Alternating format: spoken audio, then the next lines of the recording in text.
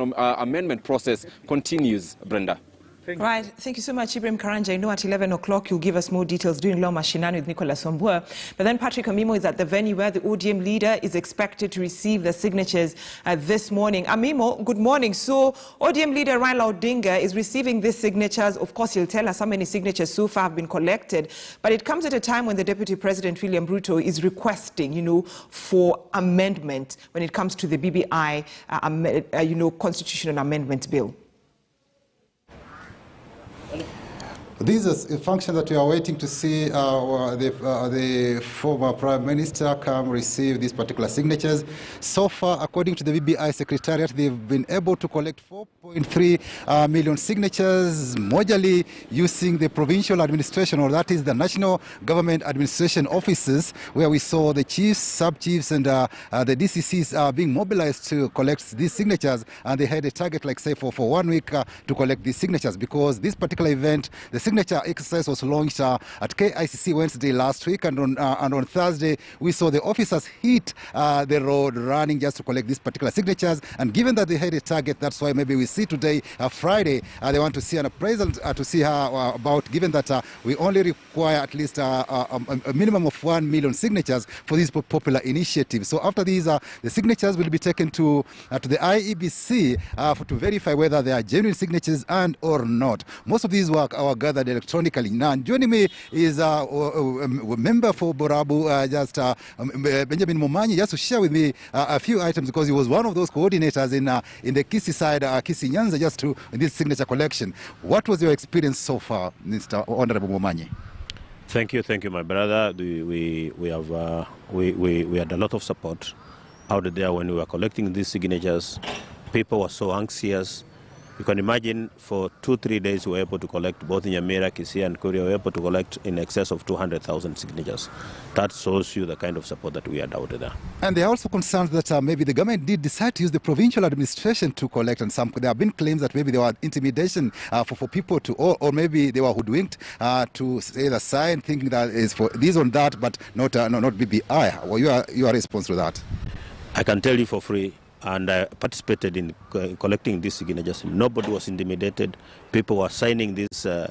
People were looking for the booklet signed to sign willingly, and they did this exercise willingly. I want you to give me an example of where even a single person who was intimidated or who was forced to sign this document.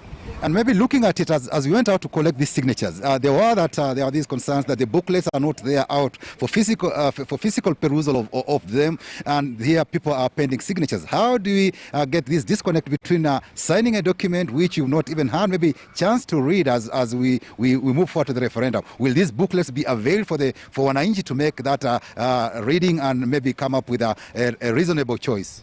But my brother, what booklets are you talking about? These things have been published in all the newspapers. You open your phone, you will just read. You don't need most of these things. Everything is digital these days. Bring me your phone, I'll show you exactly what this document is. So simple. Everybody knows exactly what we are talking about.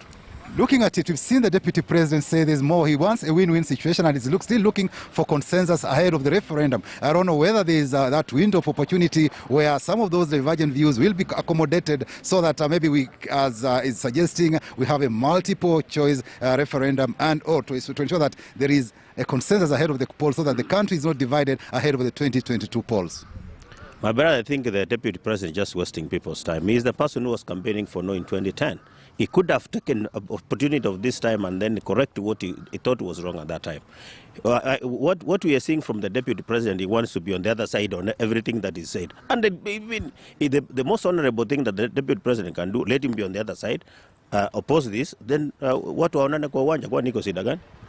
Thank you so much. So that is Ben Momanyi, who is also, besides being a member of parliament for Bobas, is also a commissioner with the Parliamentary Service Commission, just sharing with us on this particular process of the BBI gathering of signatures across the country, where so far we expect Right Honorable Raila Odinga to be here to officiate this particular process, because to receive the signatures, because this is an initiative that was done by Raila after the 2017 elections, where now they said they had 9 issues on which they said Kenyans should participate, and that's why we saw it generate a birth into the BBI process, to which today we are going to receive the 4.3 million signatures. Brenda? All right. Patrick Omimo, thank you. I know you'll give us more updates once ODM leader Raila Odinga is also the handshake partner when it comes to matters Building Bridges Initiative campaign arrives there to receive the signatures from the 47 counties. Now, Makueni Senator Mutula Kilonzo Jr. has slammed leaders opposed to constitutional amendments through the Building Bridges Initiative, saying